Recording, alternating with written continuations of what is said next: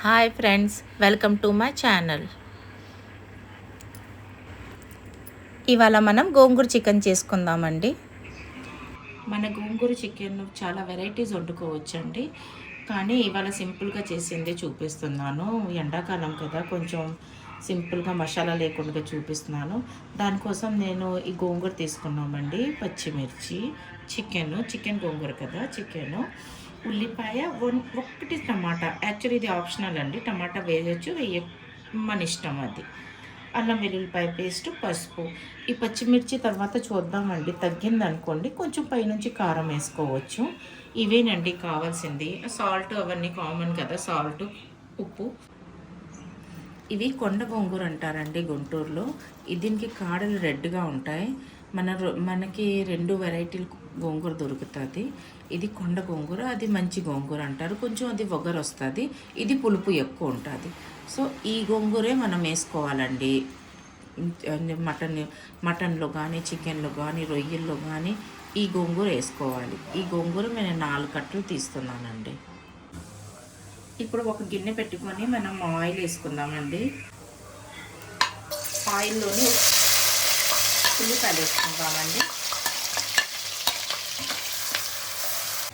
ఒకవైపు ఉల్లిపాయలు వేగుతున్నాయి కదండి, ఒక కళాయిలోని మనం పచ్చిమిర్చి, గోంగూరని ఉడకబెట్టుకుందామండి.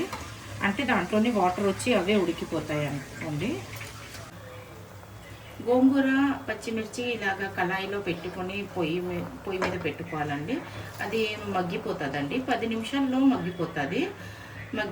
ఒకవైపు ఉల్లిపాయలు వేగుతుంది, ఒకవైపు ఇది మగ్గిపోతుంది. ఇప్పుడు అల్లం వెల్లుల్లిపాయ పేస్ట్ వేసుకున్నాం. అది దాన్ని రా స్మెల్ పోయే వరకు మనం వేపుకుందామండి.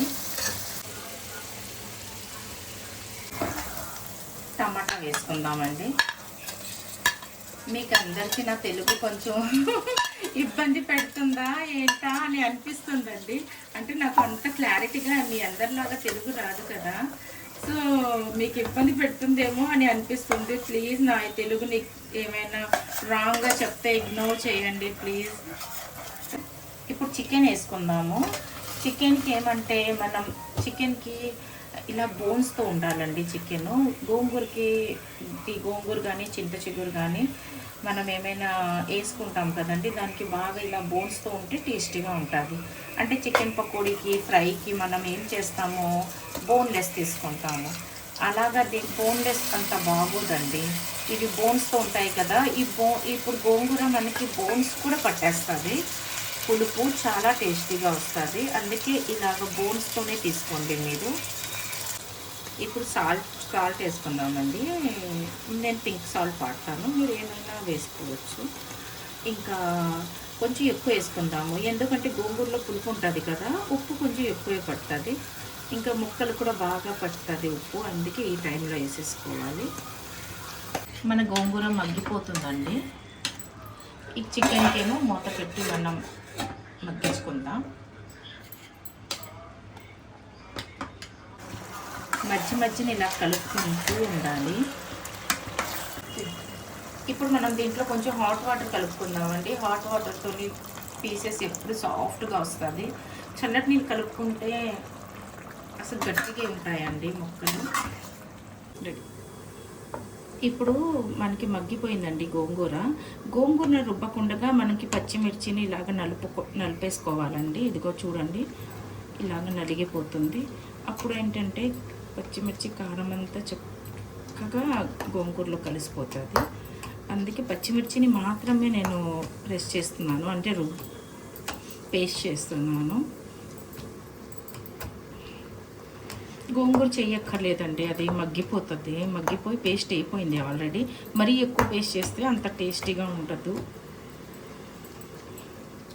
పచ్చిమిర్చి రుబ్బాను కదండి, ఆ గోంగూర పచ్చిమిర్చి పేస్ట్ దీంట్లో కలిపేసాను. అంటే గోంగూర కొంచెం మజ్జిన వేసేస్తే బాగా ముక్కలకి పులుపు బాగా పడుతుంది. బోన్స్ కూడా పులుపు పడుతుంది, చాలా టేస్టీగా ఉంటుందండి. అందుకే నేను కొంచెం సెంటర్లోనే కొంచెం ఇంకా చికెన్ బాయిల్ అవ్వాలి అంటే 50% అయిపోతుంది, 70% అయిపోయినప్పుడు వేసుకోవచ్చండి. నేను వేసేసాను. ఇంకా దీన్ని ఈ కర్రీకి సిమ్ మీద పెట్టేసి స్లోగా బాయిల్ అవ్వడానికి పెడదాం. తాకి గోంగూర ఫ్లేవర్ అంతా పీసెస్కి పడుతుంది. మన కూర వేపుకోవడానికి వస్తుందండి. ఒకసారి ఉప్పు కారం చూసుకోవాలి.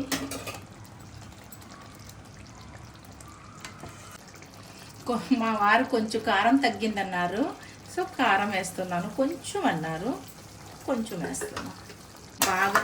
మళ్ళీ బాగా కలుపుకుందాం. కొత్తిమీర వేసుకుందాం.